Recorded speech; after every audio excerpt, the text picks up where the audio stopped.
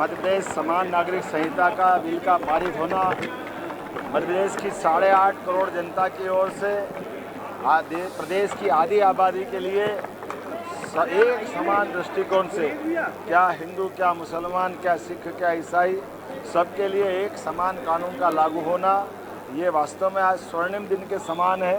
मध्य प्रदेश के अंदर विधानसभा में इस कानून के बनने से हमारी सबकी प्रतिबद्धता डॉक्टर भीमराव अंबेडकर, सरदार वल्लभ भाई पटेल, डॉक्टर श्यामा प्रसाद मुखर्जी के अतीत के उस एक देश एक विधान एक निशान एक प्रधान की भावना की न पुनः केवल प्रकटीकरण है बल्कि वो संकल्प की पुष्टि है, जिसके बलबूते पर यशस्वी प्रधानमंत्री के नेतृत्व में एक एक करके सारे राज्य जो समसामयिक है, देश की आधी आबादी के साथ जरूरी है, वो सब लागू करने जा रहे हैं।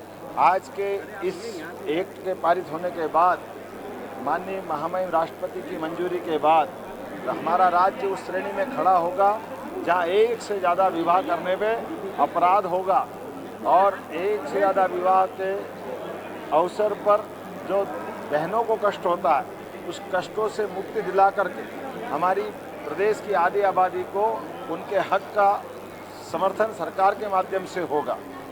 एक नहीं, कई सारी सौगात, केवल विवाह नहीं, विवाह के अलावा भी उत्तराधिकार के मामले में जो पुरुष का अधिकार रहेगा वो महिलाओं का अधिकार रहेगा। इसी प्रकार से दत्तक पुत्र से लगा करके सभी प्रकार के जीवन के जो अधिकार हैं वो अधिकार समान रूप से लागू किए जाएंगे। लिविंग रिलेशन में भी 1 महीने से कम समय में जो आयु विवाह की है 21 वर्ष और 18 वर्ष, उसका कोई उल्लंघन करेगा या विवाहतर संबंध बनाने के लिए लिव इन इत्यादि की व्यवस्था में दुरुपयोग करेगा, उसको 5 साल के लिए जेल में डाला जाएगा। हमारी सरकार नैतिक आधार पर भी और वैसे भी पूरे देश के अंदर माननीय मोदी जी के नेतृत्व में जब कई प्रकार के समसामयिक सुधारों का सिलसिला चल रहा है, ऐसे में बड़े राज्यों की आबादी में मध्य प्रदेश आज ठोस कदम उठा करके एक समान नागरिक कानून को पास कराते हुए एक नई ऊंचाइयों तक पहुंचा है। मैं अपनी ओर से आज पूरे प्रदेश को बधाई देना चाहूँगा और कांग्रेस से प्रश्न पूछना चाहूँगा कि कांग्रेस हमेशा हिंदू मुसलमान में क्यों अंतर करना चाहती? राम और रहीम दोनों को हम अगर एक चश्मे से देखना चाहते हैं तो दोनों में भेदभाव क्यों होना चाहिए? हम सब भारत माँ के लाल, भेदभाव का कहाँ सवाल? दोनों भाई भाई के बीच लड़ाने का काम कांग्रेस ने वर्षों तक किया है और वर्षों के उस गलत कारण से भारत के अंदर अतीत के काल में जब आज़ादी मिली तो देश का बंटवारा कांग्रेस की इसी गलत मानसिकता के कारण से हुआ है। मध्य प्रदेश की धरती पर भी ये जो गलत कानून बनाने की, खास करके विदेशी शासन पद्धति के आधार पर शासन चलाने की जो भूमिका जगदीशपुर को इस्लामपुर बना करके की गई थी, उस धरती पर ही हमारी कैबिनेट ने निर्णय किया कि शरिया कानून के बजाय एक समान कानून लगना चाहिए। मुझे इस बात की प्रसन्नता है, आज मध्य प्रदेश की विधानसभा ने एक समान कानून लगा करके क्या हिंदू क्या मुसलमान सबके जीवन में बेहतरी का अवसर मिलना चाहिए। और जो कानून लगाया गया उस कानून के लिए जो कमेटी ने रिकमेंडेशन हासिल की थी, 10 लाख से ज़्यादा सुझाव लिए गए, 76% से 76% से ज़्यादा मुस्लिम बहनों ने जिस कानून का समर्थन किया, 95% से ज़्यादा समूची आबादी ने ये दोनों कानूनों को, हमारे कानून सुधार का समर्थन किया। 92% से ऊपर की आबादी ने, चाहे ईसाई हो या कोई और अन्य धर्म के, सब ने इसका समर्थन किया। 40% मुस्लिम भाइयों ने भी समर्थन किया।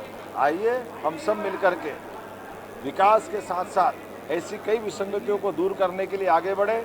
मैं अपनी ओर से राज्य की जनता को बधाई देना चाहूँगा।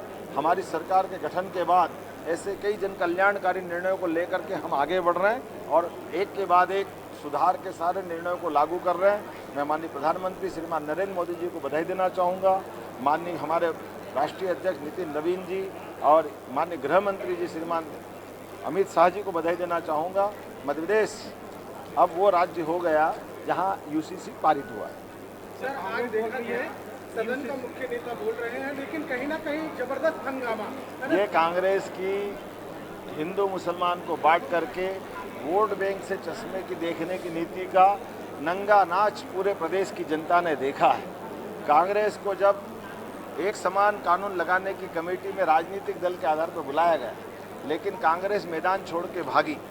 कांग्रेस ने अपने वोट का नुकसान देखा तो कांग्रेस के राष्ट्रीय अध्यक्ष, मैं तो चाहता था कि आज यहाँ कानून पारित हो रहा है तो कांग्रेस के राष्ट्रीय अध्यक्ष आना चाहिए थे, वो विरोध करते।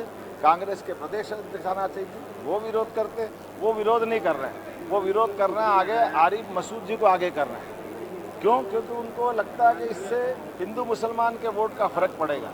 कांग्रेस का ये चरित्र जनता जान रही है और कांग्रेस को कीमत चुकाना पड़ेगा। कांग्रेस बोल रही है कि आरएसएस का एजेंडा लागू किया जा रहा है।